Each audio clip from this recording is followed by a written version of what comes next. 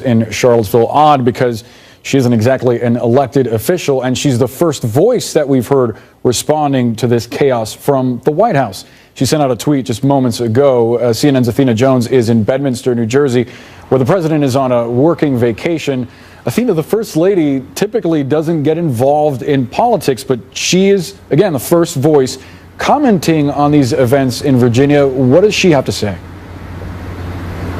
Hi, Boris. Well, this is what First Lady Melania Trump tweeted just a short while ago. She said, "Our country encourages freedom of speech, but let's communicate without hate in our hearts. No good comes from violence.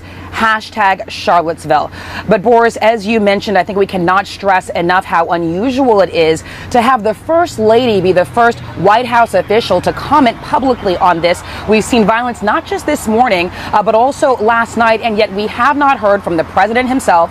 We have not heard from the vice president, and we also haven't heard from Attorney General Jeff Sessions. Those are just some of the high-level officials you would expect to hear respond to this sort of violence. Traditionally, you've seen a president weigh in to try to calm tensions, to try to be, if you want, you could say consoler in chief. We've seen President Trump be campaigner in chief, holding various rallies. We've seen him take quite seriously the role of commander in chief, speaking out several times this past week about the tensions with North Korea, and also yesterday about what's going on in Venezuela. We have yet to see him play the role of consoler in chief.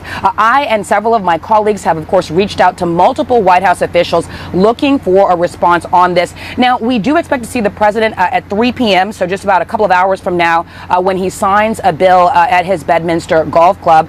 We expect the journalists there covering that event to be able to ask him questions about this, and so we could still hear some response. But remember, Boris, this is a president who tweets often and who watches a lot of cable television. These scenes, these violent demonstrations, these skirmishes have been on TV for the last several hours, and we have yet to hear him or see him comment on Twitter, and that is very, very unusual. Boris? Yeah, but Athena, we have heard from some other lawmakers. What did they tweet out? Well, we've heard from multiple other officials, including House Speaker Paul Ryan, who tweeted a little while ago, "The views fueling the spectacle in Charlottesville are repugnant.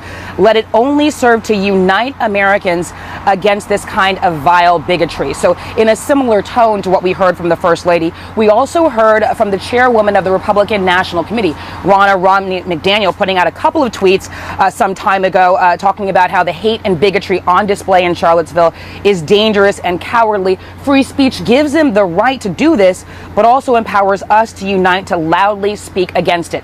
Well, we'd like to hear, many people would like to hear the president loudly speaking against this, and that is what we're awaiting. We know that during the campaign, candidate Trump got a lot of support from the alt-right leaders. He was, in fact, endorsed by David Duke, a former Ku Klux Klan member, and we heard him disavow these groups in an interview soon after being elected with the New York Times, saying he doesn't want to energize this sort of activity. We still, though, have yet to hear him speak out today, and that is what we are eagerly awaiting. Boris? All right, Athena, we will keep our eyes peeled for when we get a response from the president himself. Thank you so much, Athena. We should tell you the National Guard is on this.